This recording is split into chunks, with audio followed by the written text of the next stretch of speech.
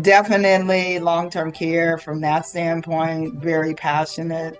I've become more passionate because it's become more personal, for me and to me. Hello and welcome to the Durham Talents channel. My name is Jesse Durham. For today's conversation, I'm going to be sitting down with a return guest, my good friend, Miss Robin Washington, to field a conversation about long-term care. It connects with infinite banking, perhaps in more ways than you would think at surface level. It's a very important conversation for me personally and professionally, and I hope that you enjoy. You probably have some ideas on why I want to pick your brain and get your experience and really just have a place and a time and a great person to facilitate this conversation with. But let me give you even more background.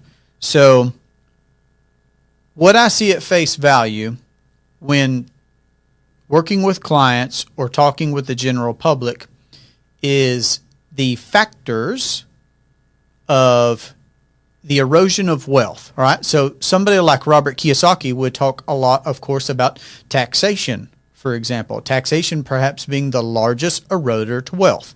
We could just as easily have a conversation as well about inflation, where the government, and then there are great voices there, Ron Paul, like lots of folks who would talk about, well, while the government's inflating the money supply, that's creating this big problem around us. But of course, as always, I'd like to be able to bring this conversation more to the me and the you level anyway. I think there are some things that we could do to address taxation, both at the me and you level and at the macro level. Some things that we can do to address inflation at the me and you level, which is going to be infinite banking, right, for both of these things. And some things that we could and should do at the macro level, voting well and things like that, educating ourselves, being students of history, etc. But today, I would like to facilitate the conversation specifically around long-term care. And at face value, simply because it could certainly be for legacy-minded folks, for intergenerationally thinking folks, long-term care, if not addressed proactively, could be a significant eroder to their wealth. Okay, so if that's the problem, and I believe that it is, I believe that it's a problem that we're seeing play out where people, even if they have worked to build up some things and to have some things and have money and capital and possessions and property, if they have to liquidate all of that to be able to take care of somebody that they care about, and then there's now not that representation of what that person intended to probably be able to care for themselves, sure, but probably go on to the children and the grandchildren and really however far it could go. Well, I want to be proactive, so I want to have that conversation. So that's the problem as I see it. I'd love to hear you talk about what the problem is. But let me give you a personal story too, because I've not told you this. So I turned 40 this year, so there are a few things on my mind that brought me to think about this, right? Nobody, I just don't think anybody in their 20s and 30s, unless they do come across a conversation like this, are going to be thinking about long-term care. I don't think it's going to happen. So that's why we're facilitating it. I have had enough life now to where at the same time I feel like I got so much more to do, so much more to give, so many more things that I want to accomplish and people that I want to accomplish them with, like me and you right here, right now. But also, I'm far enough down the road to appreciate the concept of intentionally and proactively preparing for long-term care and what I or anybody else would want that to look like. So when my grandmother was still living, she was very independent into her 90s, at home, lived right across from my childhood home, and I was in and out of there all through my childhood with my grandparents, okay? I'd be out in the field with my grandfather where he had sweet potatoes planted, and I would be working a plow, Miss Robin, behind a lawnmower where he would be pulling a single plow, and I'd be working that plow, and then we'd take a break and eat a sweet potato raw, and I was tickled about that. I know, but I was tickled about it. I have a raw sweet potatoes. I love sweet potatoes. I'm telling you, it's a fond memory for me. But my grandmother, very independent in her own home into her late 90s. she did have a fall one day, injured herself, and, just knowing what I know now, because I spent time with her, to include spending the night with her, laid out on a cot on the floor in her bedroom, to be able to help her get up to the restroom at night.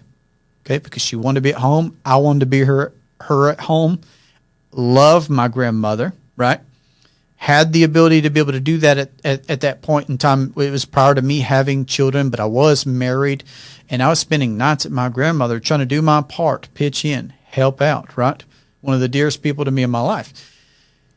And I would love to have known then what I know now on lots of aspects. Actually, I would have been doing my best to have conversations with my grandmother about strength training for functionality, right? To perpetuate that. I would have been having conversations with her about supplements, because I've just gotten intentional about areas like that are important to me. But of course, one of those would have been financially.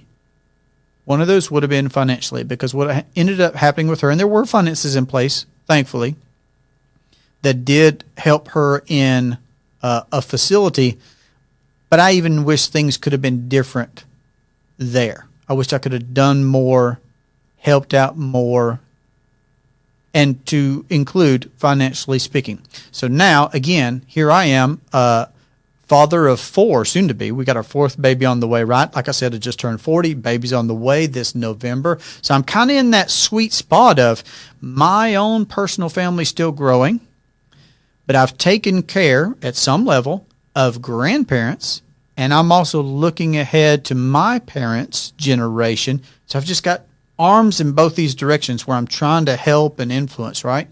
So I just want to give you that bit of a story to say, I have some level of personal experience in caring for people that I love dearly, and I know some things now that I wished I'd have known then, okay? So let me give you Nelson's principles, you and everybody that's listening. It's not that you don't know the principles, but here's my framework on starting this conversation. I've told you what I think the problem is. I've given you a personal story, and lots of other people probably are thinking of their personal story as it relates to long-term care. And Nelson's principles, I believe, are a great foundation for even having this long-term care conversation, because becoming your own banker doesn't exactly cover long-term care specifically. And yet, I think if we just consider Nelson's principles, it does.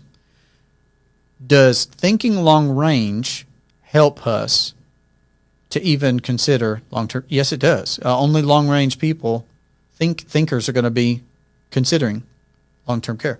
Okay, will we need to capitalize for long-term care? Yes, I think we should be capitalizing right now for what's coming later in life for ourselves and for others. Should we be doing business with banks, meaning should we be putting that capital in places where the government might tell us to put it, or other individuals might tell us to put it, but maybe it's a place where we don't have control, we don't have guarantees, we don't have protection, we don't have some of the characteristics and aspects that we could probably talk about in this conversation. What about being honest with ourselves when it comes to money? Are we giving a true value to our needs now and in the future, such as long-term care? Are we being an honest, quote-unquote, banker? Okay, because everything's finance, Nelson said in the book, and that's going to include long-term care. And then rethink our thinking. That certainly applies. Again, I've already said, knowing what I know now, I would have done some things different with my grandmother, for my grandmother, and I look to do that now for others. And then, of course, Nelson's 6th virtual principle, which is prepare for windfalls. So in my opinion, all of Nelson's principles apply to this conversation of long-term care. All right, so that I feel like that's maybe a long preface, Miss Robin. It's a long time for me to be talking when I'm wanting you to do a lot of talking, but I'm going to ask questions. I'm going to ask you for your personal experience. I'm going to ask you for your professional experience. I want people to hear us go through this conversation and get their own questions answered, get a leg up on considering long-term care. And I'll go ahead and put it out there that I'm happy with this conversation taking as long and covering as much ground as necessary to include, some some follow-up conversations. That's okay with me, and I appreciate you being here. So with that being said, let me again maybe introduce you to the folks that are going to be hearing you for the first time. I would encourage everybody to go and listen to Miss Robin Washington's interview with me on our interview series, where she gives her origin story with infinite banking, what her personal experience has been.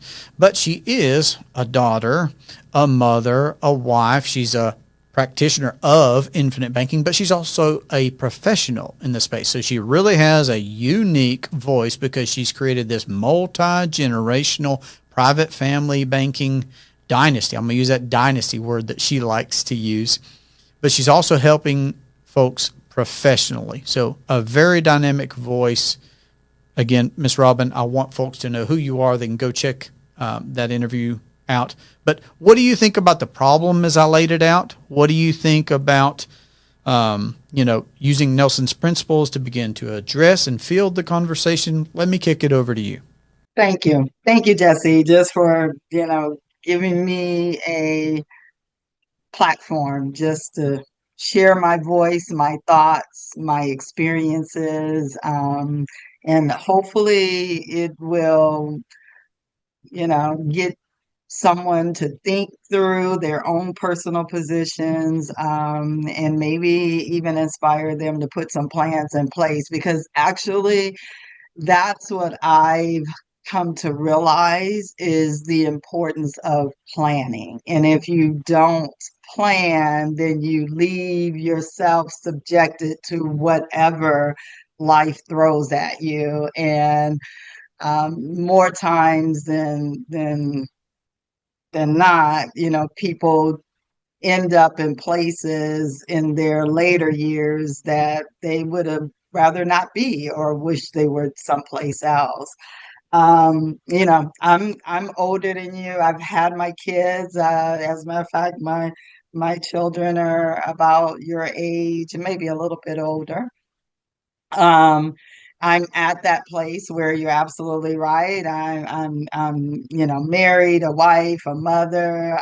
My kids are grown. I now have grandkids, but I also have both my parents on the other side. And one of the things that I totally 100% agree with you is that without planning, um, several aspects, but we're talking about long-term care. Without planning for that time period, that season of life, it very much will erode your wealth, because I don't think most people realize the cost of long-term care, and when you start to look at those costs of what it would cost to, even if you wanted to stay in your home and to have someone come in your home and to help you, or, which most people want to do, stay in their homes, but, or even if you had to go to a facility, I really don't think we comprehend the level, the cost that it is going to be to, take care of you in your older age. I'm going to share a little bit of just my own personal, background and journey, just to kind of give an idea of, personally where I'm at, even at this moment that we're even having this recording. Um, but one of the things I talk about planning, the importance of planning. And one of the things that my husband and I did do, which I will tell you at the time that we did it, I somewhat thought of this day that I'm in today, but I could not have really seen all the details of it. But over 20 years ago, my husband and I made the decision to build a home here in Jacksonville, Florida. I lived in California at the time. Um, my mom and dad were here in Florida when we made the decision to build a home. But I'm going to tell you one of the reasons that I had that forethought to look down the road. This was 20 years ago that we built this home, but I had the forethought back then, to consider something like this of building a home, one of the reasons was because at that time in my life, my husband and his family were dealing with his father that, had become ill. And for my husband, he comes from a family of six. For myself, it's just me and my sister.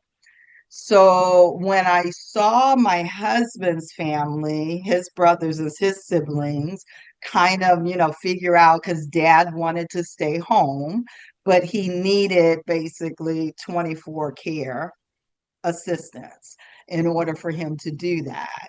And I watched my husband and his siblings sit down and create a plan of, okay, this week, this will be your week, this will be my week. They figured out how to help dad accomplish his wishes of being home. And I watched all of this as a spectator, watching my husband and his siblings, and I began to think for myself, it's just me and my sister.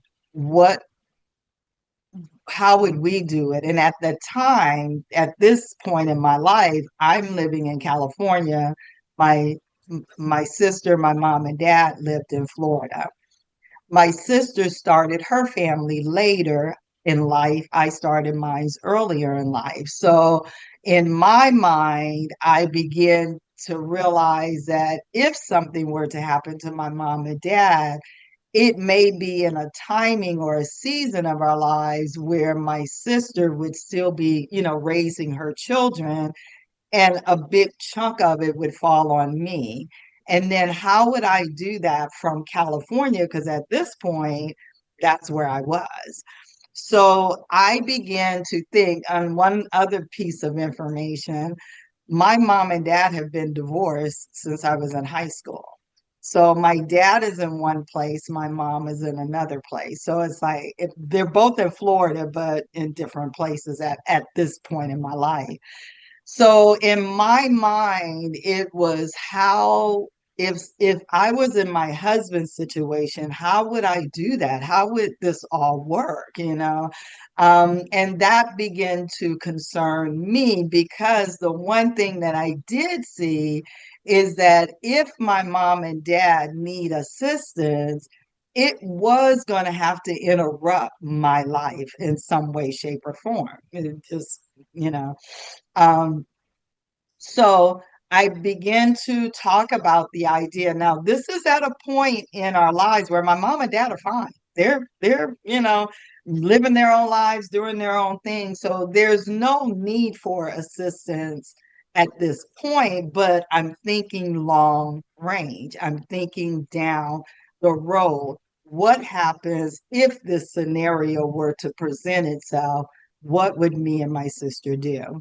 So my husband and I, we talked about it, and I approached my mom and dad about building a home here in Florida with the thought that at some point in the future, when they might need assistance, and I'm hoping that it's still a long ways down the road, right? That my husband and I would move to Florida and that we would be here to assist them because I knew long distance that wasn't going to work. And so fast forward to 5 years ago, no, actually almost 7 years ago, my husband and I relocated here. My mom and dad are fine. They're still driving, doing their own thing. We did convince them. That is another uniqueness of our story, is that both my mom and dad live under the same roof, in the design of the house that we made. So I managed to accomplish at least getting that, because I'm going to tell you, one of the things that I felt is that my mom and dad, they chose early in our lives to get a divorce, but I felt like that isn't my response. You made that decision. It shouldn't be a hardship on me because of a decision you made. And so I wanted to make this so that it was a win-win-win for everybody. So I talked with my mom and dad. They both live under the same roof. 7 years ago, my husband and I relocated from California here to Florida.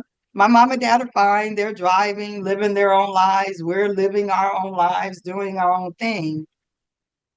And then a year ago, my mom went down, developed a wound on her foot that turned into this massive problem, and then ended up being on both feet. So basically, went from dancing, driving, doing her own thing to now she's in a wheelchair and can barely walk.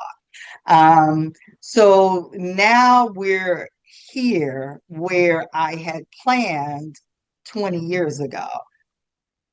But the good side of that is the fact that we were already here, we were in the house that we had already built, everything was set up. So I didn't have to deal with how to find the care from long distance or how to do. I'm here. This is what I planned for 20 years ago. So that part was the good part. The not so good part is that mom went down all of a sudden. Okay. So the thing that, I realize is that it for the caregiver, and my sister, she's here, she's chipping in, but she's still working full time. I run my own businesses, but it has impacted both of us, just financially and just our ability to have the freedom, because we're, as daughters, good daughters, we're going to rally around our mom, just like you did with your grandmother. We're going to, I'm going to do what I need to do to help my mom, but there's a cost. It's a cost emotionally, it's a cost physically, it's a cost financially, it's a cost on both sides. So the one thing is my mom doesn't have long-term care, you know, and so there are expenses now that she basically has to pay out of her, her retirement income. Um, and people don't realize that a lot of the government and state help that would possibly be helpful during the season of your life, you basically have to spend down all your assets in order to access any of the quote unquote state government help. But if you're in that middle where, you've got enough income that puts you quote above that line that the government has for their assistance. If you have, too much, but you don't necessarily, you're not the Robert Kiyosaki type, you're not the rich and the famous, basically, you're going to have to use up quite a bit of your own assets. So, one of the things that I've realized is the importance of having a tool like a long-term care policy for one of the things you just said, to protect the erosion of your wealth. Because if you can get the long-term care policy like what you're doing when you're young, when your health is good, your faculties are good, when you can get the long-term care policy, people don't realize you're really paying pennies on the dollar for something that is going to be an astronomical hit to your financial portfolio if you try to do this on your own and alone. Or you're going to have to literally wipe out your assets to get to the state and government assistance. But I don't think people realize that those state and government assistance may not necessarily be what you would have wanted for yourself. Okay. So planning, I go back to what I said initially, planning is so important. And the one thing that I feel that my husband and I are thankful about is that 20 years ago, we built a facility that now houses both my dad is 90 and my mom is 87. My dad is, he's still doing things for himself, but I'm being pulled more and more to kind of help him out. My mom, we're now, praise God, she's now able to somewhat stand and walk a little bit with the walker. So, we're moving in the right direction. And I'm gaining a little bit more of my freedom or my life back, because the caregiver's life almost comes to a standstill or gets put to the back burner because you're taking on caring for, your loved one. So planning, I stress that we all need to realize I would love to turn the clock back and be 40 again. Congratulations on turning 40. I'd love to go take the knowledge I have today and go back in time, but that's wishful thinking. That's not going to happen.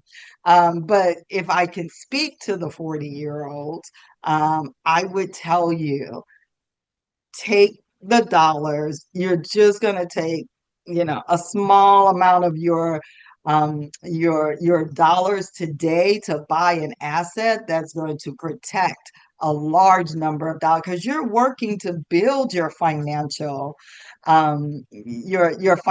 position. You're dreaming of a life and a lifestyle that you want to have, and you're working hard to build that life and that lifestyle. But it will be you. I think what people have to realize is you're not going to stay 40 forever. Eventually you're going to be 40, you're going to be 50, you're going to be 60, you're going to be 70. And so the one thing that I always, encourage my young clients, I want to encourage you, look down the road at your 70-year-old self and tell me, what do you see? How do you see your 70-year-old self? Because your 40-year-old self needs to prepare for that 70-year-old self. Because when you get, and I just picked 70, it could be 60, it could be 80, it could be 90. But when you get down the road in your age, you have to realize that you're not going to be necessarily be able to have the same capacity, stamina level, ability, or even desire to run the way you did when you were in your 40s, or your 30s, your 40s, right? So you need to prepare for your future self, because your future self is depending on your younger self to design the life and the lifestyle that you want to have. And so the thing that I even think about is, with my mom, I even say, wow, I wish you just even had, I tell people, you may not necessarily get the biggest long-term care policy out there, but if you had a policy that just even paid $1,000 a month,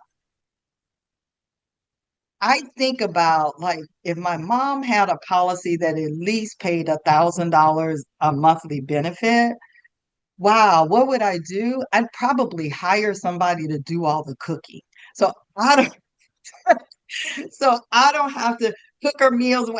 Hey, that's a load off of me if I could just get that, or just get someone to take her to her doctor's appointments, or just have someone come in and clean, to do her cleaning, or to do her laundry, or to do, just the little things that could give a little relief to the caregiver. If you just got a policy that just covered one of those things, that would be a blessing. So, for me, that's why I said it's very personal, and I am really talking to people. because I want people to plan. I want to encourage people, plan for your future self. Don't just plan for the here and now. Plan like there's going to be a tomorrow. And then, once you get the plans in place, once you get the tools in place, go have fun. Go live life the way you want to live it. Go bungee jump, go skydiving, go do whatever you want to do because you've got these tools now that are your moat surrounding you. That if life throws you a curveball, these tools will start to click in.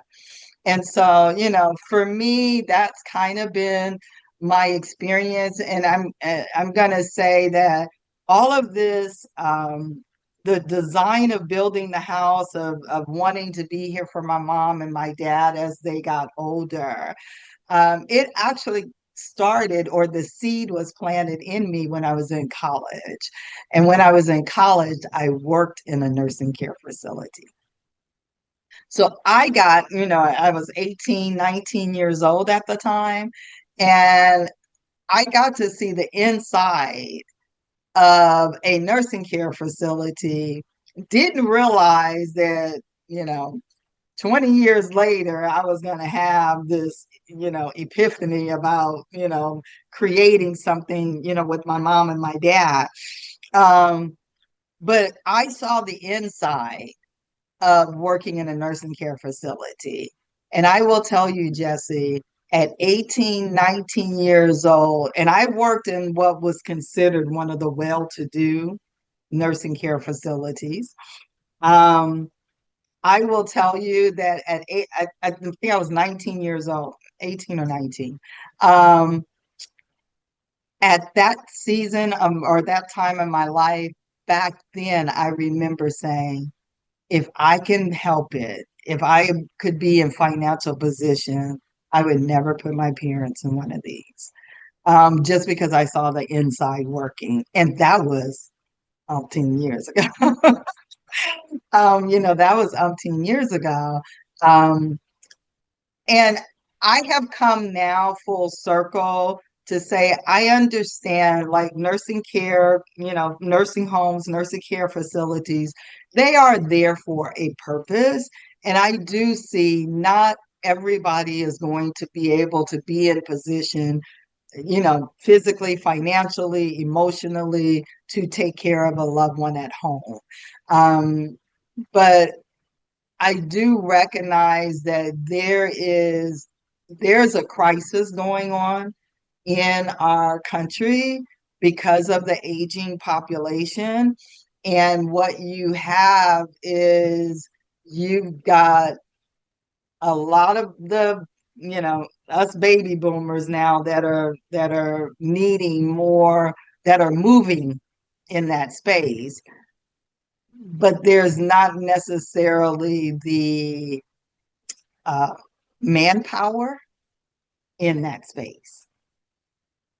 So that's going to tell you, in my mind, the quality of service may or may not be there, 10 years, 20 years, let alone the cost, the driving up of the cost of that industry. So, it's a wake up call. I know that there's concerns in our government, because what's happening, or what is going to happen, is a lot of people are going to start pulling on, the government purse strings because they didn't plan, they didn't prepare. So, and Medicaid is the right, and right now Medicaid is the largest payer, if you will, of long-term care. But like I said, you've got to have almost next to nothing to get, those services. Met Did I say Medicare or Medicaid? Medicare, people think that Medicare is, that there's long-term care service, but it's very minimal that comes from Medicare. So most people are looking at Medicaid, which is more of a state and government uh, uh, platform. So federal government and state government platform. So, I I keep going back to you. We've got a plan, and we've got to encourage, especially, young people like yourself. You may never need it. And that's the thing. You may never need long-term care. But the question comes, what if you do? And it's more like the statistics is more like 70% of the people end up needing long-term care. So you're playing Russian roulette if you're thinking you're going to be in that 30%, 30% group. So, you know, I am just one that just from personal experience really is just, sounding the alarm. Um, Please, if you say you love your kids, you say you love your spouse, or even your friends or whoever you're thinking that's going to come to your aid when you need assistance, you say you love them. If you love them, put the tools in place to help them to help you. I feel like we've sounded out a good start by you sharing some personal background for one thing so that people understand this is real life. So I wish you could see my page and notes. I'm definitely going to request a part two, and I don't feel halfway done with this. So, all right. A saying comes to mind, Miss Robin. Live as if you'll die today. Plan as if you'll live forever. That was one thing that crossed my mind as you're talking there. And I've always used that saying in the context of infinite banking, right? Hey, if this is true, that you could become your own banker, doesn't it make sense to live today as if it's your last? Sure. But also plan as if you'll live forever, because that's statistically the likelihood anyway. And then for anybody who does have a Christian worldview like Miss Robin and I do, here's how I think about it too, Miss Robin. The natural human tendency we know is to get whooped by Parkinson's. You spend what you earn, right? And in the context of banking, is that good stewardship? No. And we're normally talking in that fashion with folks perhaps, right, who the vast majority of them are in debt, or if they do pay cash for things, they're losing that money. Well, how can you steward what you just spent and you don't have anymore? You can't. That's not being a good steward. So I guess I'm just saying that's another layer of context that I have when it comes to this conversation, stewardship as well. But let me run some things by you. Again, I've said, and you're saying you're sounding the alarm, as you put it, of the problem. It seems to me like using Nelson's principles makes sense when approaching this conversation.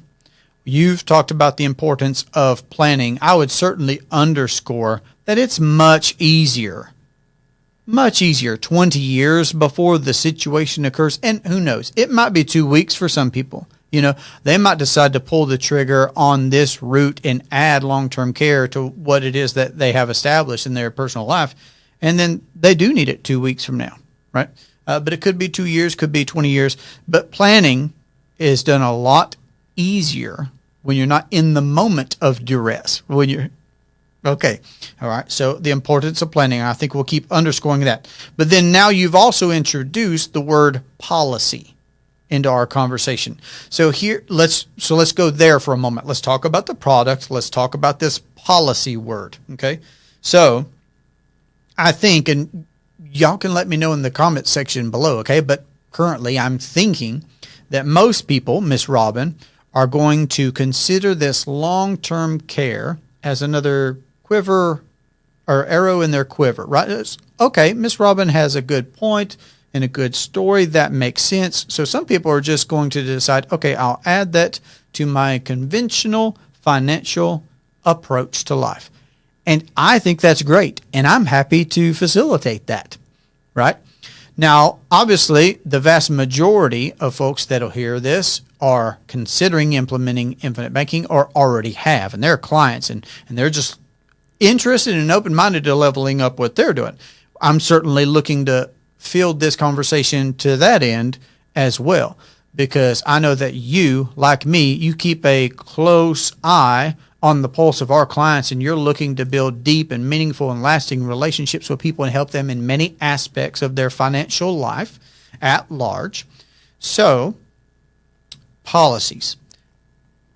The long-term care policies that we would encourage folks to vet for themselves are much like whole life insurance policies that could be used for banking, meaning they are a product from insurance companies. We, of course, still would encourage folks, like Nelson does in the Becoming Your Own Banker book, to use insurance companies that have been around for over 100 years, have a great established financial track record, they're dividend paying, they are participating companies, and that they are mutual life insurance companies. So these mutual life insurance companies that are also offering these policies that we're buying for life insurance and such offer long-term care policies. And again, at the end of the day, a policy is just a contract. A policy is a piece of paper that says X, Y, and Z, X, Y, and Z. Is that what you wanted? Yes, that's what I wanted. Take this premium money and give me that policy.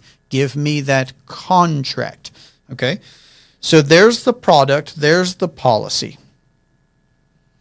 And just because I like writing things out in this way, I wrote down protect the legacy, provide for the lifestyle. It's just a little bit of a play on words right there, but these are the things that you were making me think about. Lifestyle. People have a lifestyle now, and they're going to want to have a certain lifestyle in the future. Well, what's a great way to provide for a lifestyle in the future? Contracts from mutual life insurance companies. You know, that's what whole life policies do for us with infinite banking.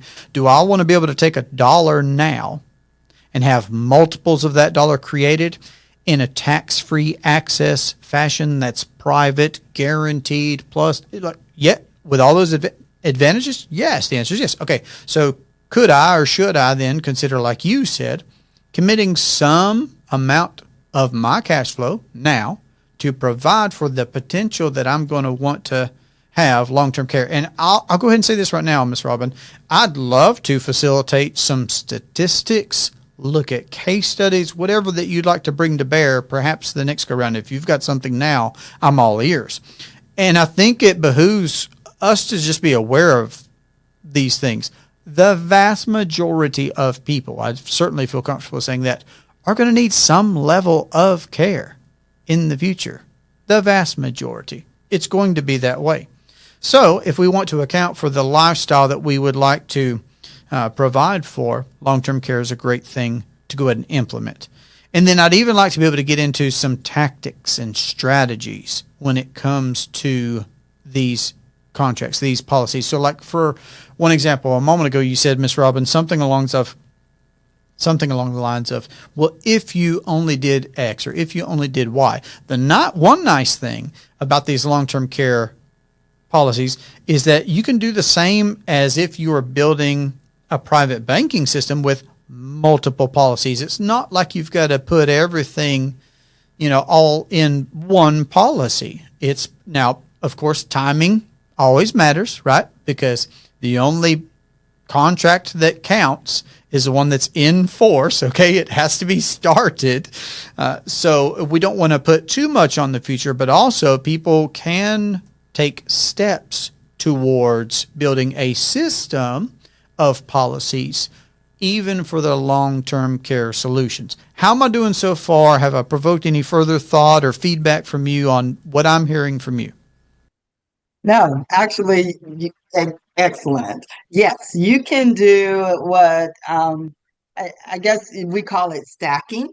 So if you want, you can start off with, get one policy now, and then, 2, 3, 4 years as the cash flow increases in your life, then you can buy another policy, and you can stack, as many policies as the insurance company will give you.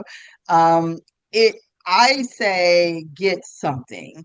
I think sometimes people are hesitant because they don't feel like they can afford a policy that would really make a difference. And what I mean is that if you look, as a matter of fact, there's I don't know, Jesse, if you've seen the interactive map. I love this map. I share it with the prospects that I talk to because I encourage them to go in and play with the interactive map, because in this map it's a state, the map of the United States, and basically it breaks down the cost of care for various, if you want to do what they call informal or at-home care, if you want to be in an assisted facility, if you want to be in a nursing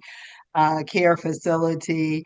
And I like sending the map out because I tell my prospects or clients to play with the map.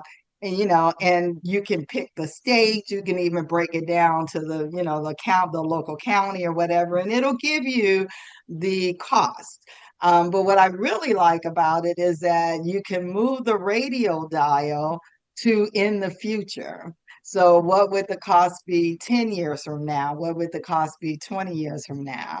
And it's eye-opening, in my opinion, to think of, depending on where you want to be. If you want to be in California, you want to be in Florida, you're going to be in Montana, wherever. And hey, I'm young now, I don't need it, but let me go 20 years down the road. What is it going to look like? Let me go 30 years down the road.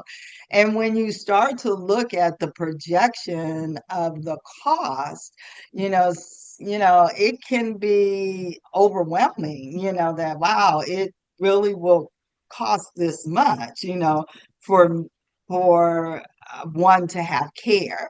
And so, the I think sometimes, people go, well, I can't afford a policy that pays out $10,000 a month, because that's probably wherever I'm going to be. That might be the cost of my care, to have the type of care that I want. I'm looking at $10,000 a month. And right now, I might be not able to afford the premiums. But that's where I say, okay, let's look at what will work in your budget. Because what if you can do $1,000, $2,000 a month? That's going to be a huge help to whoever is going to be assisting you in caregiving at that time, or it's going to be a huge help to not eroding your own assets so quickly. Okay.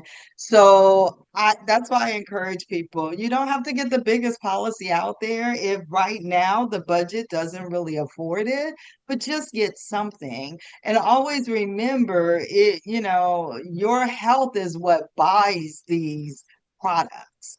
Your money just pays for it, your dollars pay for it, but it's your health. And you're the healthiest, now, basically, than you possibly may be, 20 years from now, 10 years from now. I also want to encourage people, don't look at long-term care as just for your older self, because accidents can happen at any age. And so, you want to look at long-term care. I mean, gosh, the stories of people your age that something tragic happens, and now the wife has to, be a caregiver, to you, and you're just, you're in the prime of your age, but things happen, stuff happens, so to walk through life thinking that, oh, nothing's going to happen, I just don't think, talk about stewardship, I just don't think that's being a good steward. It is plan, my motto, I have, similar to what you said, live as if you'll die today, plan as if you'll live forever. My motto is similar to that, and I always say, let's plan to die and then let's go live. It's like let's go out here, let's put the tools in place, that our budget can, handle. And then as income increases, we'll add another tool and we'll add another tool. You're not going to go out and add everything all at once right now. But this should be the planning, not so much, just my opinion, but not so much of, wanting all the fine cars and all the fancy houses and all this. It's planned for the lifestyle that you want to enjoy for the rest of your life, um, now as well as, in your older age. So for me is that's what, being a good steward is not only, if you will, going out and making the living for your family, but also protecting your family, of whatever arrows life may throw at you, because you can't foresee what tomorrow is going to bring, but you can prepare for the possibilities of what tomorrow may hand you. And if you can prepare for, to the best of your ability, then if life throws you some kind of curveball that maybe you didn't plan for, it might not be as of a hardship because you have all these other tools or, mechanisms in place, to activate. So I don't know. To me, I really do see the importance of being a good steward. The importance of showing the people you say you care for and that you love. And I'm really hard on the husbands who, I love my men, but I kind of get hard on them because it's like you say you love me, and I'm just putting myself in your wife's position, you say you love me. And one of the things I say about men, yes, you're the hunter, you're the gatherer, you're going out and you're killing the boar or whatever, bringing the bacon home. Yes, we appreciate you. We thank you for that. Um, but the one thing that I think about is every day, my husband walks out that door. I don't know if this is going to be the last time that I'll see him because tomorrow's not promised. I don't care what anybody tells you, tomorrow is not promised.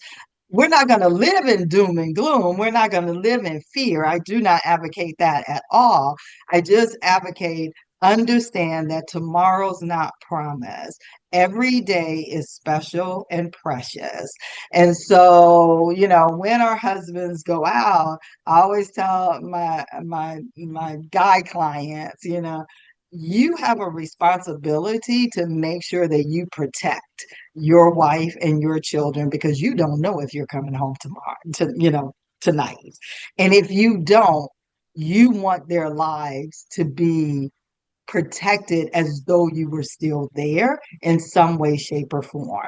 You know, and so, I just believe in, putting the tools in place little by little by little by little. Know that the dollars that you get in your hands, put them to work for you, for your family, for your future self, and put these various tools in place. And long-term care is just one of, those tools.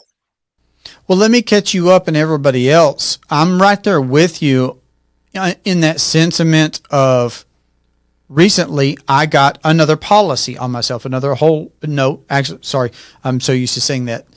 So I got a second policy on myself. This one's actually a convertible term policy that I'll convert into whole life.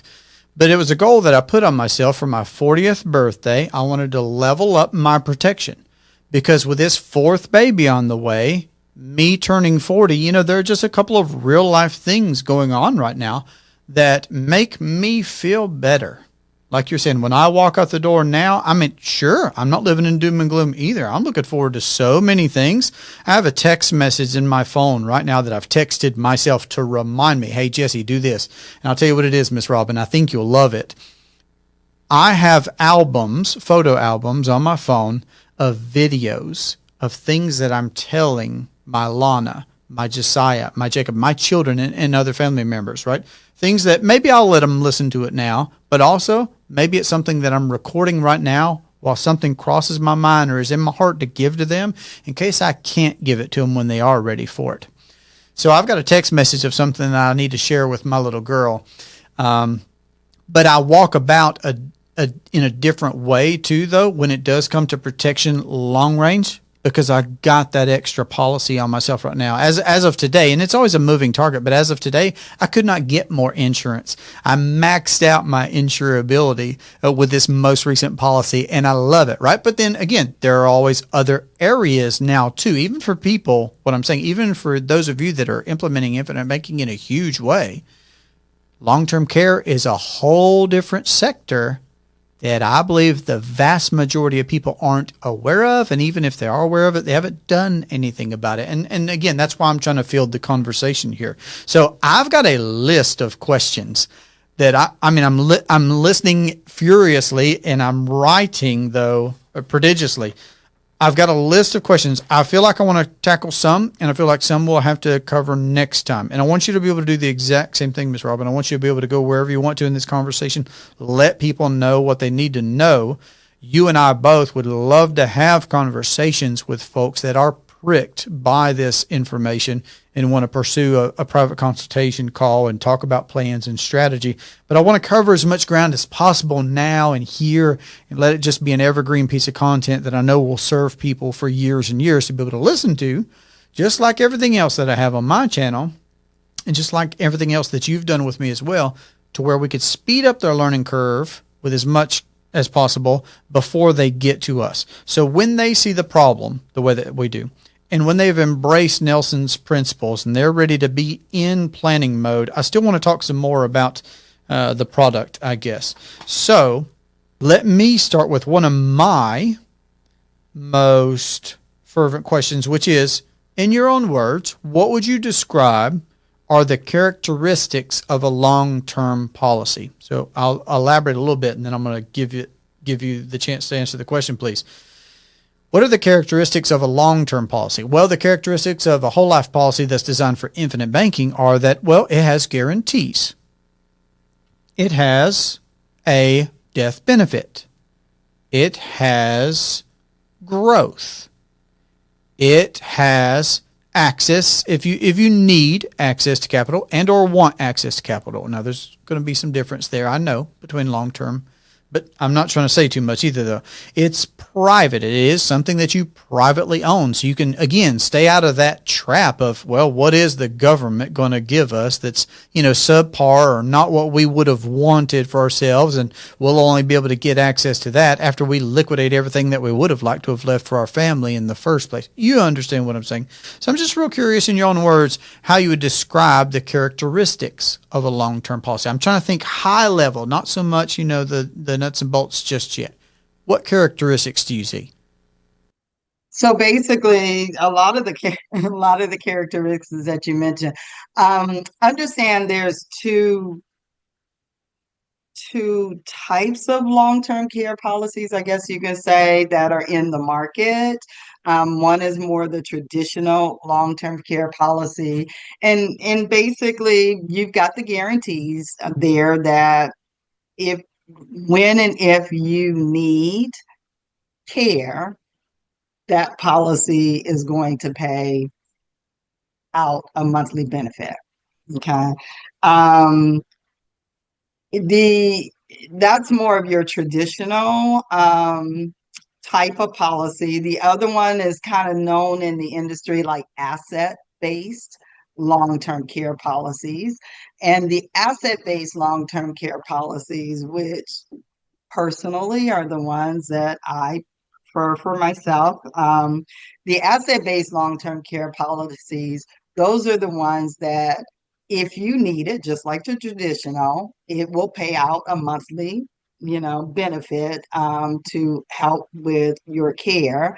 But if you don't need it, unlike the traditional one, it has a death benefit component. So that death benefit, just like the characteristics that we talk about with the life insurance for infinite banking.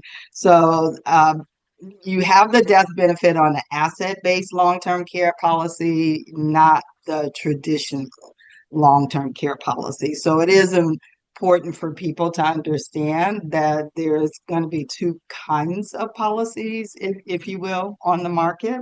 So, can I kind of mention that maybe there's a correlation or some imagery between term insurance versus whole life insurance, where the term insurance only pays out if you die during that time, right? But whole life insurance always has the death benefit in the background.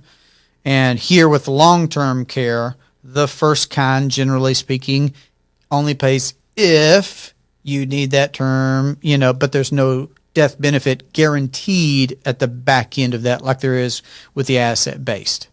Exactly. So for that very reason alone is one that why I personally prefer the asset-based long-term care policy. And I've been in, the insurance industry for a little while. And before I became exposed to the asset-based long-term care policy, which only I think it was one company that really had this type of policy that we just happened to be with at the time, but I wasn't with them at the time, so I only knew of the traditional long-term care policy, and that was one of the reasons, just for myself, didn't I wasn't like really gun ho about the traditional long term care policy for that reason is that, you don't know. Nobody has a crystal ball, so we don't know what tomorrow's going to hold. But if I never need this particular, tool, then there was, nothing there for me per se. But so I like the asset base because if I don't need it, and that's why I tell people this tool is great from the standpoint that, hey, you know what? Hopefully you'll never need, any care. Hopefully, you live a long, vibrant life and you just go to sleep and go to, go home in your sleep. That's great. But the blessing will be is that if that does happen, if that happens to be your scenario, then the insurance company is going to pay out a death benefit to your heirs, So that's the asset base. It does have cash value in the asset base, whereas the traditional long-term care does not. So you do have the cash value that you can access if you need it. I always try to tell my clients, that should be the tool of last resort for access, only because you bought it for long-term care purpose and it will affect your long-term care purpose if you access and use the cash prior to then.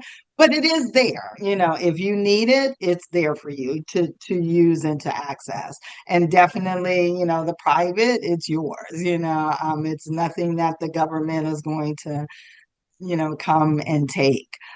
My biggest characteristic that I really love about the long-term care is the fact that it has cash value in that policy. I can, if I don't use it as a long-term care purposes, I know that, my heirs will receive a death benefit from it. Beautiful. So you answered two Oh, of my and the questions. premiums are locked in too. That's another thing. That's another kind of difference too between traditional and asset based. Traditional, could be a possibility down the road that the premium can go up. Whereas the asset based, the premium is locked in until you die. So you don't have to worry about that premium going up. So that's another characteristic that I like about the asset base long term care. Anything else on characteristics? I like that, and I'm glad you added that about the premium. That's huge, and people that are familiar with whole life for infinite banking are going to be aware of level premiums and the beauty of that. I mean, there's other little, the beauty about the asset-based long-term care policy is that we can design it to meet your goals.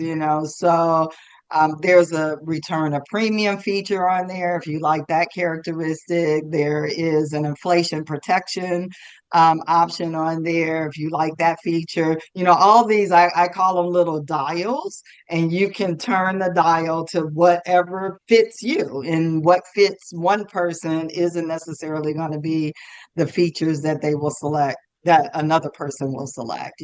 So I love it because it, to some degree, it can be customizable.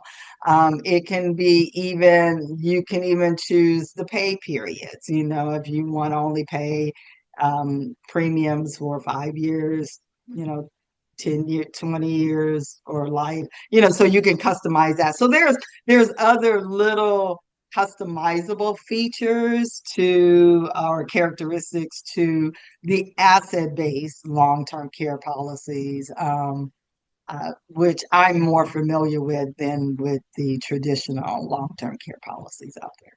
Right. And it sounds like we would probably talk more about that asset-based type with folks who are familiar with infinite banking anyway. I mean, the traditional just is what it is. You could pay for that. You could have the coverage. Maybe the premiums would change, right? But then this asset base has these level premiums. Can I say one more character? I just thought of one more feature or characteristics, at least with the company you and I work with, joint policies. That's a big one too, is that you can have two people on one policy, which I'm not sure if any other company does that, joint policy, with two people on one policy. Right. So a husband and wife on the same policy, for example. Right. Absolutely. So level premiums, being able to have on these different riders, like you were talking about, return of premium or what have you. Pretty familiar language to folks who are somewhat versed in these contracts from the mutual companies. Awesome. I love it. So that's great on the characteristics question of these policies. Then you answered the, well, what if I never need it part? And again, if you lean towards the asset based, like I believe infinite banking minded folks would, well, then there's your answer right there. You're creating a tax-free windfall to the next generation if you don't end up using that, and if you do, then there you're facilitating both. You have access to capital for your need of long-term care, and you could be leaving behind a death benefit also. It's beautiful. How about, because people have lots of different preferences, okay?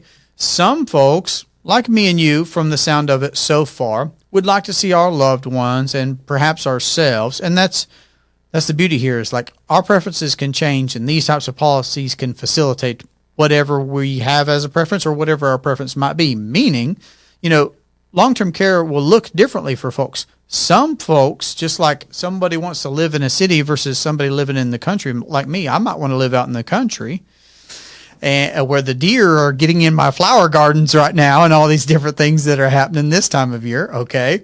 And other people's want to live in the neighborhood, and other people want to live downtown, and other people want to, well, when it comes to long-term care, some people want to be in the facility with bingo on Thursday, whereas some people want to be at home, and maybe they have a professional that comes in once a week to do this or twice a week to do that, right?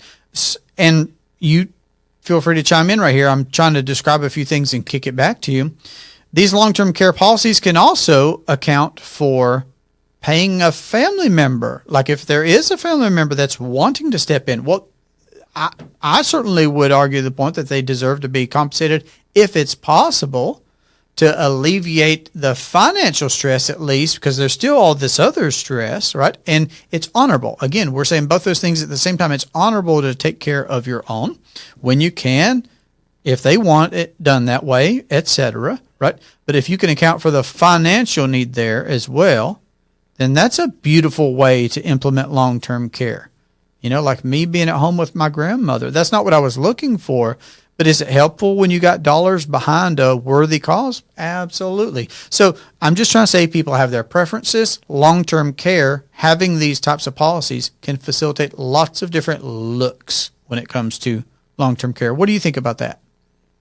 Yeah, for sure. Whatever your desire, because typically a long-term care policy, what it's going to provide is a financial support. Um, the other thing that I love about the company that we work with, that comes automatically with a policy when you purchase from them, is that concierge support.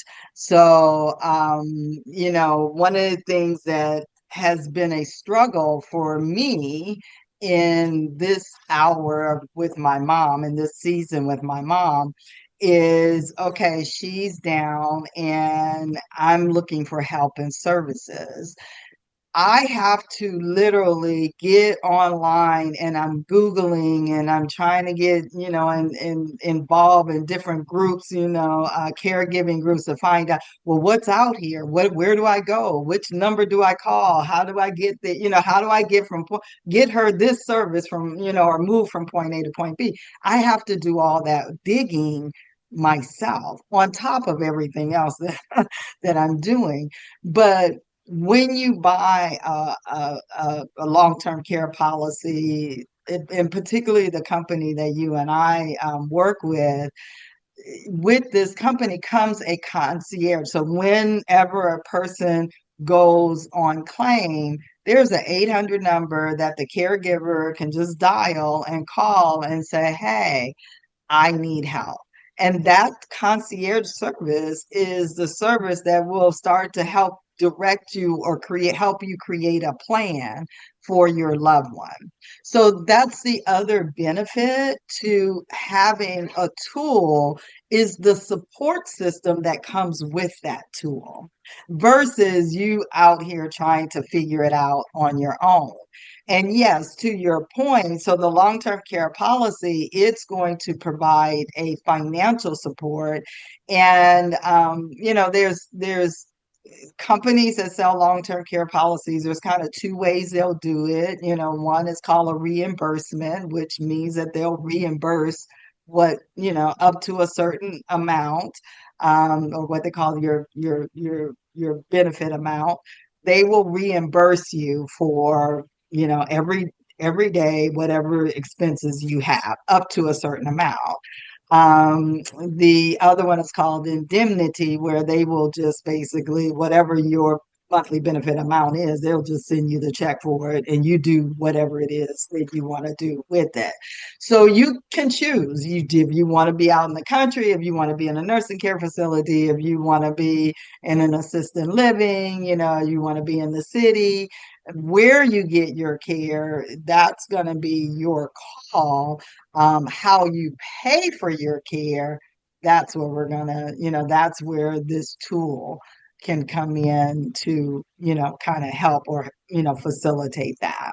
So, I, again, absolutely feel like the company you and I work with and represent, they have one of the best that I know of, one of the best tools out here. And one of the primary reasons that I've seen just from personal experience of this season in my life today is just, I wish I had that concierge help. I wish I had an 800 number to say, hey, where do I get mom this? Or how do I get mom this service? Or I need, can I get a break today? Can I find where do I go to get, to find somebody to get a break? So, those are just some of the tools that become helpful when a person finds themselves in that season of life. Beautiful. Well, like I said, I've got other questions that I want to be able to run by you. And again, case studies, statistics, I think it's going to be valuable for us to bring that information to folks. I don't personally have long term care yet. I'm, again, facilitating this conversation for multiple reasons.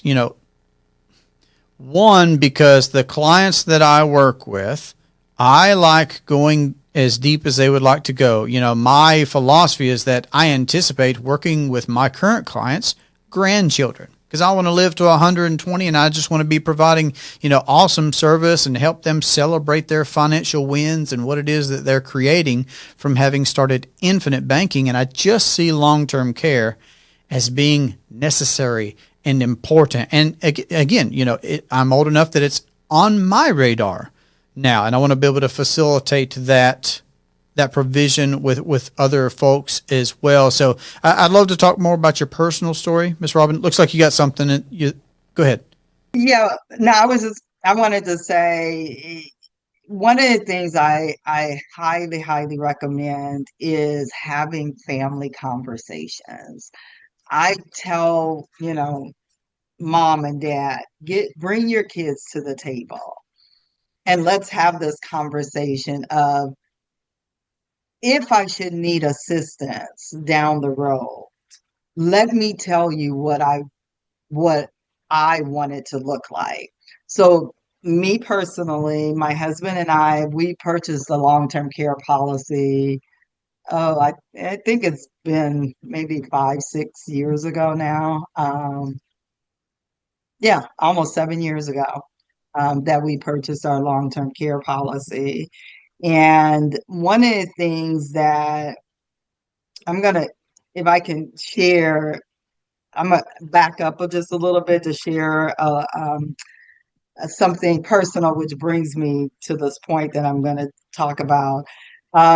If I rewind the clock a little bit, one of the things that happened with my husband and I is his father. I told you at the beginning that his siblings rallied around his father when his father got sick and needed the care, and eventually his father passed. And then there was my mother-in-law, his wife, that who now at this point, his father, my husband's father passed in his 90, he was 96, I believe it was. My mother-in-law was 96 at the time when my father-in-law passed. So my question to my mother-in-law, because now she is in San Francisco, she's by herself. And I asked my mother-in-law, like, Mom, I went to her and I said, Mom, you know, if you need assistance, because she was still living in her place, in San Francisco. And I said, if you need assistance, what would you like Hubert and I, my husband and I, to do? And I said, would you like to, come and live with us, or do you want to go to a care facility? And she was, she wanted to stay in her home a little bit longer, and she could do that. She was okay. But again, remember, I said, look down the road. It's not going to stay like this forever. She's 96 years old. At some point, you know, life is going to change. So I'm looking down the road, and I went to her and I asked her that question. What would you like us to do? What do you want? And one of the things, she's so cute, she told me, she said, oh, baby, I don't want to go to one of those facilities.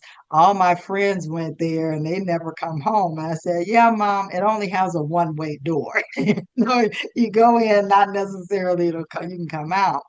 But she said, no, I would want to come live with you guys if, when that time comes. And I said, okay, you can stay here. We'll come check on you a couple of times a week. But because I knew that that was something that she would like, I went home and started working to rearrange my home for that possibility if one day she might move. So I started, rearranging rooms, painting, getting things, set up just in case. Well, at 100, my mom She got sick, ended up in the hospital rehab, and then she told us, baby, I'm ready to come live with you. So at 100, we moved my mom in to live with us, thinking that, okay, she's 100, we don't know how much more time she has. My mother-in-law lived with us for 8 years. She passed at 108.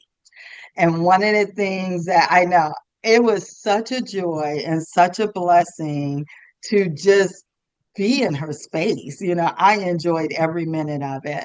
But again, planning back then, it was a couple of, I think it was a couple of, well, yeah, 96, it was a couple of years before she actually moved in with us. So yeah, because she was 100 when she moved in. So she was able to manage to live on her own with us, just everybody just checking in on her. But at some point it came. And what I realized, because I went home and started planning and preparing, that it wasn't this big transition and interruption, so to speak, in our lives. So that was the catalyst that actually encouraged me to come and talk with my parents 20 years ago. Mom, dad, I know you're not there yet right now, but if you were to need assistance, what do you want me and my sister and I to do? Do you want to go to a nursing care facility, or do you want to maybe live with one of us? And of course, both my parents said, oh no, I would rather, no, people don't necessarily think that they want to go to a facility initially. They would like to be in the space that they're familiar with. And so both my parents said, no, we would rather just be home, if it's possible. And I said, okay, that's where we need to start planning. That's 20 years ago. That's how we built a house, because I knew that my parents' desire is that they would like to stay home. Now, fast forward to me. I have my own kids.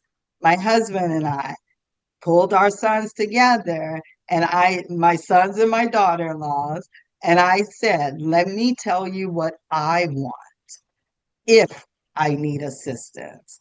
I'm fine now, happy. I can do my own thing. I don't need you now. But if that time comes that I need assistance and dad is not necessarily here, here's what I want. So I have shared with both my boys and my daughter-in-laws exactly what I want. And here I told them, and I'm gonna have this on the recording, do not put me in a care facility unless you absolutely have to, because if I've developed Alzheimer or dementia or something like that, I don't want you to have that burden. But do not put me in a care facility. I said, but what I would want, I don't necessarily have to come live with you, but maybe just my house might be across the street or on the same lawn, something close. I said, but I want to make sure that dad and I put all the financial tools in place, because I don't want you to have to work to take care of me. I just want you to be able to come hang out with me, come, spend time with me. But I would like the tools in place to pay for the things that I may need, so you guys can have the freedom to just hang out with me. That's what I want. And that's what I'm building now, right now. I don't need it now, but all my little dollars and monies and everything, I have that plan and focus to kind of direct how my dollars are going to go, so that I can, Lord willing, end up in the place that I envisioned for myself. So this is why I say, have the family conversations.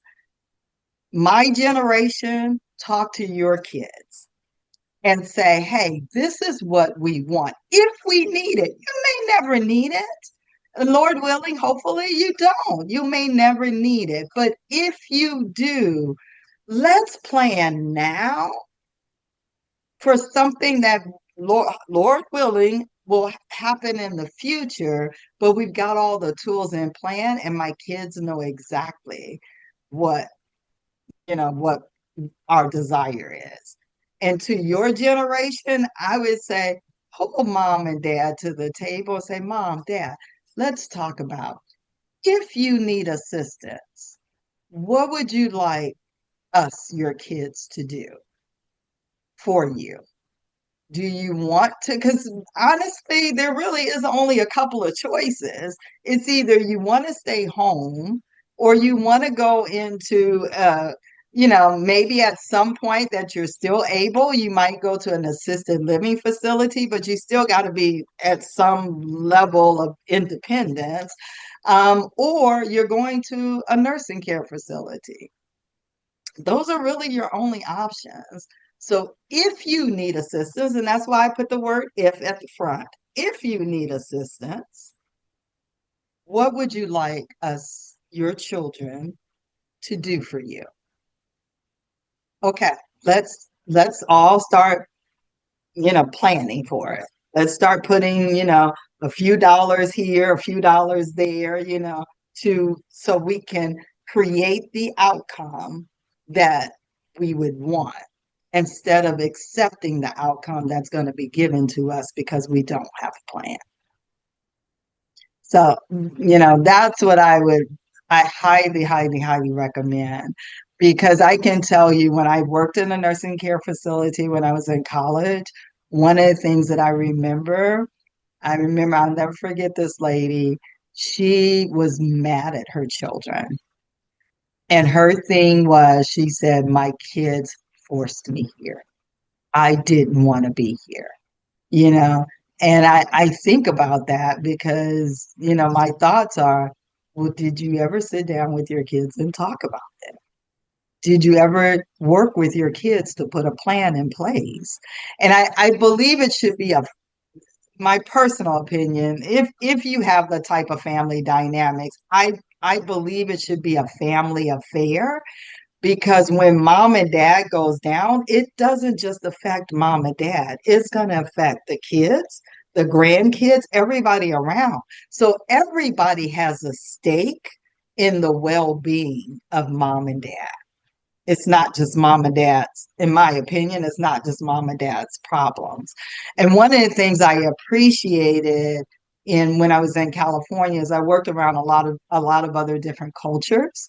And, in other cultures, it's a no-brainer that the family unit works together to support their elderly. It's only in America that we kind of have, in my personal opinion, but a lopsided view when it comes to the elderly. But it should be a family affair. And so if you bring the kids to the table with the parents and say, hey, you know what, I'm getting older. As I'm getting older, it may come a time where, I will need assistance. Let me tell you what I would like. And then let's put a plan together as a family, because I don't want to interrupt your life. That's the part I can tell you from my personal experience is when your parent goes down, it will interrupt your life. It will, make an impact on your life. So yes, I have a stake in, the well-being and the caregiving of my parents. And if I plan early enough, I can protect my own interests or my plans or, you know, you know, the life that I'm choosing to live, if I can work with my parents, now when they don't need assistance. And I'm, saying in a general term, if my parents don't need assistance, if I can work with them now, I can hopefully minimize the impact that it's going to have on me and my family when they go down. Miss Robin, this has been absolutely fantastic for me. Let me do this. I've written 2 full pages of notes now. I really want to come back to this with you, and I appreciate how you shared your personal experience and how you've given some professional tips. My encouragement to everybody else is going to be to facilitate that conversation, just like Miss Robin was saying. If this has pricked you to do something, have a conversation about what you want, or be the one asking about what others want. And then, of course, you can always line up a consultation call with us where we could facilitate what your wishes are. You'll be able to contact us from the information in the show notes. I'm definitely going to have Miss Robin back. You can find me at DurhamTalents.com. My encouragement is that you live and leave a lasting legacy. Now, let me also do this, Miss Robin. I want to personally commend you for everything. Caring for our family, I agree with you, is an honorable thing. You're doing it well. You're doing it intentionally. I love you sharing how you've been reaching up in the family, down in the family to facilitate these conversations. It's really inspiring to me. I'm just more and more affirmed in why I wanted to fill this with you, just knowing what I did already know, and then now being able to cover so much ground. And I'm really looking forward to our next one. I know we already have a date, but I want you to hear that from me. I want you to hear me say, thank you for the example that you're making out of yourself. I believe that the Lord Jesus will reward you for doing that honorable work of honoring your father and your mother, and to include your in-laws and everything like you have been. So I appreciate you as a friend. Thank you. Thank you, Jesse. I appreciate you. Just giving me a platform to just let all this out. I've known from the start that you have so much, and that's why I hound you. I say hound you. I don't hound you. You're a busy, busy woman, obviously. Y'all, I got to work to get a hold of Miss Robin, but that's why I keep trying to come back to it, because I know that as a friend personally, but then also as a professional, you have so much that I can benefit from, and that I do benefit from. And that's why I want to field the conversations with you. And I appreciate it. I know it's going to help a lot of people too. Yeah, no, I appreciate you, Jesse. Thank you so much. I have come to really, I have a great respect for caregivers. I've known people that have done it, but I didn't know what they were going through, at the time. And I even have to catch myself of, not wanting to scream out and cry out, because I know, God, there's people that are in even worse situations than I am, so I sometimes I feel guilty for, just, getting frustrated and angry. Yes, I understand that. But it really has made me appreciate, people that are in this space, and realize that some people don't even have. I'm thankful for the sister that I have. She has stepped up to the plate, because in some family dynamics, you're not going to have that, I'm thankful for my husband, who has just been like my ride or die partner. He is there helping out in every way, shape, or form. So I'm thankful that I've got the support as well, the family support to help me help my mom, so to speak. I'm thankful that both my dad and my mom aren't down at the same time, because I don't know what I look like. I mean, both of them were. Even my dad has even said, baby, I've been watching you. You're pretty busy, and you've been really working with your mom. Because I told you we're under one roof, Right. so he can kind of somewhat see what's going on. Right. And he said, I was just wondering, like, what would happen if I go down? Right. He said, I don't know how that would work. And I looked him straight in the eye, and I said, Daddy, you don't have my permission to go down. Perfect. So you have to set a standard for him. I cannot handle both of you at the same time. So I have grown such an appreciation for those in this space. I am thankful that my mom's is potentially temporary, meaning that, her wounds are healing. She can get back on her feet. So I'm not in that caregiving space that's more permanent, if you will. Yep. So I am thankful for that I can see the light at the end of the tunnel. But I'm thankful for this time that you've given me. If while you were listening to this video, you were inspired and you thought of someone in particular, send this video to them. Let it be something that they can watch and that you can talk about. And my hope is that you do live and leave a lasting legacy.